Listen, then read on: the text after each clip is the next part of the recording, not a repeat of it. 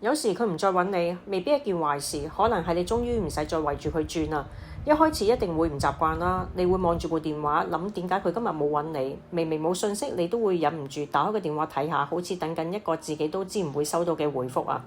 我都明嗰種感覺，你之前會睇佢動態，會估佢心情，會因為佢一句冷淡，成日嘅情緒跟住佢走啊！但有一日你望住部電話，突然發現自己唔再睇佢嘅嘢，嗰刻你先發現，原來自己慢慢喺工作同生活入邊開始正常返啦。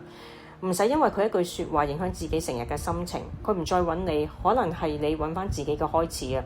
有時最攰嘅未必係佢唔出現，係你之前太習慣將自己嘅生活圍住佢轉啦。你要顧住佢嘅感受同心情，要遷就佢嘅忽冷忽熱。其實一段關係入邊，如果你長期要收埋自己先換到少少回應，嗰段關係本身已經好消耗啦。有啲嘢講出嚟係唔啱聽，但事實係有時你放唔低嘅唔係佢啊，而係你唔甘心自己為佢付出咗咁耐啊。所以放低唔係話突然就唔痛㗎，係你開始唔使再等，唔使再估，唔使再顧住佢感受，可以過返自己嘅生活。你以為失去咗佢，其實你係慢慢收返自己啊。如果你身邊有朋友仲等緊一個唔再揾佢嘅人，呢段片可以俾佢睇，同佢講，你唔係失去，